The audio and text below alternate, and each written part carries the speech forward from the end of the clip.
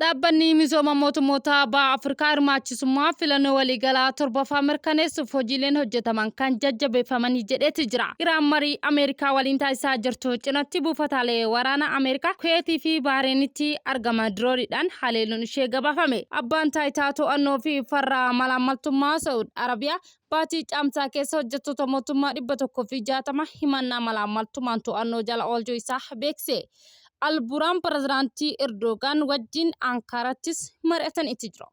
Ashamar kafuunee kabajamtootaa fi daawwattoota jeemman irraa oduu galgala kanaaf qindeeffanne simbiraangaa kunneen hangafoota oduu galgala kanaati. Amma immoo gara bal'inaan qindeeffadhesin dabarsaa turtiin keessan faana ta'u. Ministeerri muummee Abiyyi Ahmad pirezidaantii duraanii Keeniyaa Uhuru Kenyataa waliin mari'atan. Erga ministeera muummee pirezidaantiin duraanii Keeniyaa Uhuru Kenyataa fi miltoowwan hojii isaanii walii wal arguudhaan kan gammachuu guddaan natti dhagahamas jedhan. Ergaan taajjabbii filannoo gamtaa Afrikaa kabajamoo Uhuru Kenyataan dursamuu fi miseensonni 73 qabu tajaajilaa fi gumaacha isaan adeemsa ijaarsa dimokiraasii keenyaaf taasisaniif galata guddaa galchanitti jiru. Adeemsi dimokiraasii haala qabatamaa fi muuxannoo ardii keenyaa waliin akka wal simu gochuu keessatti dhaabbileen Afrikaa shoora murteessaa taphatus himanitti jiru.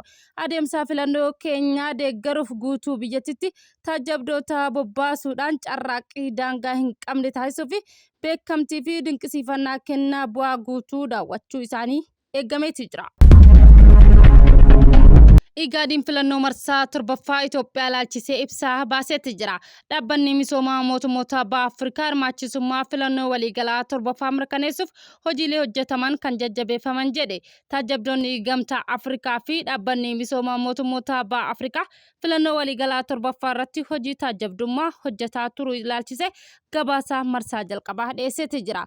Taajjabdoonni Igaadiin adeemsa filannoo duraa hanga kenniinsa sagaleetti ture gamaggamuu dursituun garee taajjabdoota Igaadiin ibsaniiru. Adeemsichi qajeeltota filannoo idil addunyaa fi bu'aalee teknoolojii haaraan hojiirra ooluu isaa hubannee jirras jedhan. Dhaabbileen hawaasa siviilii 169 filannoo ilaalchisee hojii hubannoo uumuu irratti bobba'uun hojjetaa turuu fi filannicha sirna paartii heddummaataa fi hirmaachisummaa ta'uusaa mirkaneessiree jirra jedhan. Qaama miidhamtoonni manguddoota dubartootaa fi dargaggoota dabalate kutaalee hawaasa garaagaraatti dhiibbaan tokko malee sagalee isaanii kennuus immoo taajjabnee jirras jedhan. Buufataalee filannootti hiriirri daran dheeratus ta'ummoo turuu kaasuudhaan obsaa fi naamusa uummanni Itoophiyaa agarsiisee dinqisiifannee jirras jechuun himanitti jiru. Itoophiyaa fi Itoophiyaanonni murannoo ijaarsaa sirna dimokiraasii qaban sirnaan waan agarsiisaniif baga gammaddanis jedhaniiru.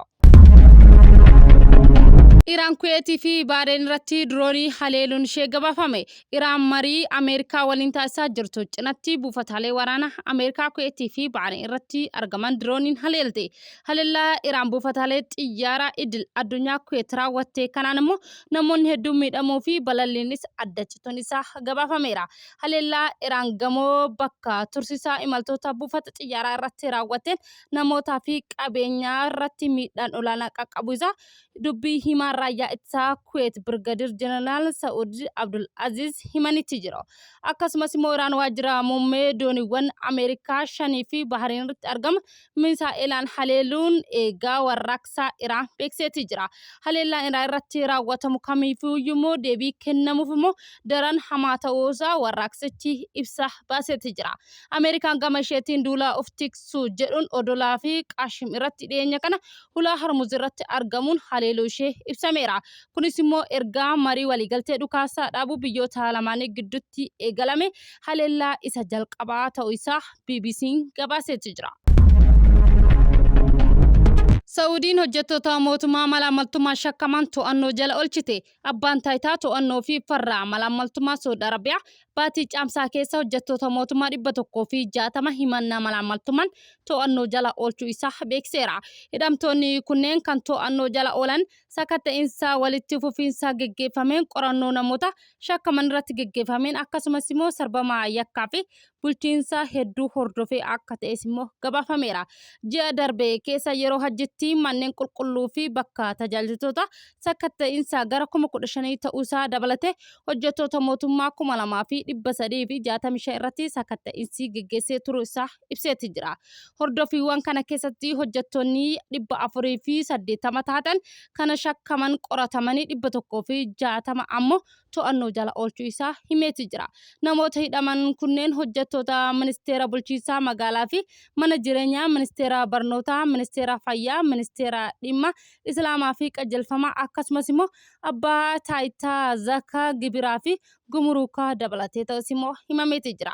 Yakkoonni isaan irratti himataman kun immoo malaamaltummaa fi aangoo mootummaatti seeraan ala fayyadamuun akka ta'e gaazexaan Saawud Arabiyaa gabaasetti jira.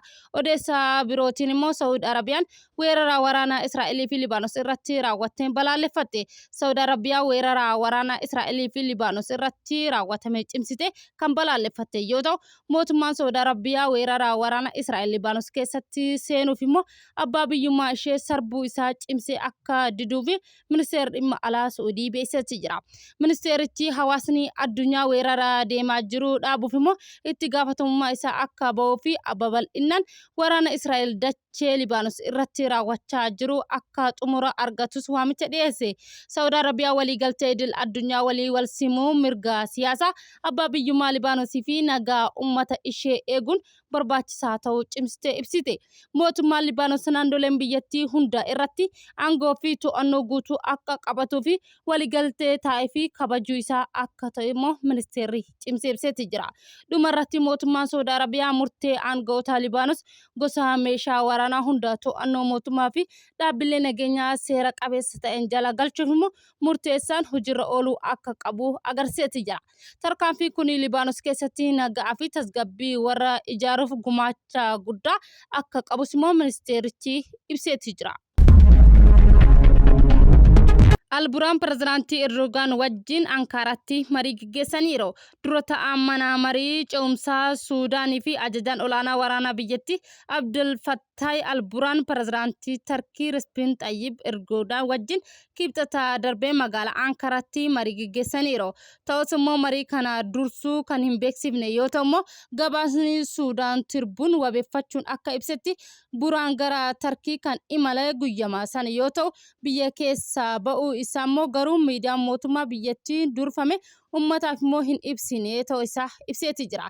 Ibsa gabaabaa waajjira pirezidaantii Erdogan irraa ba'een immoo tarkaanfii dhiigni Suudii keessatti dhangala'uu akka dhaabbatuuf immoo carraaqqii gochaa jirtu itti fuftee akka jirus immoo himame. Qondaaltonni lamaan immoo dhimmoota naannichaa irratti kan mari'atan yoo ta'u, keessattuu hariiroo gama lameen Turkii fi Suudaan irratti xiyyeeffachuu isaa ibsaniiru.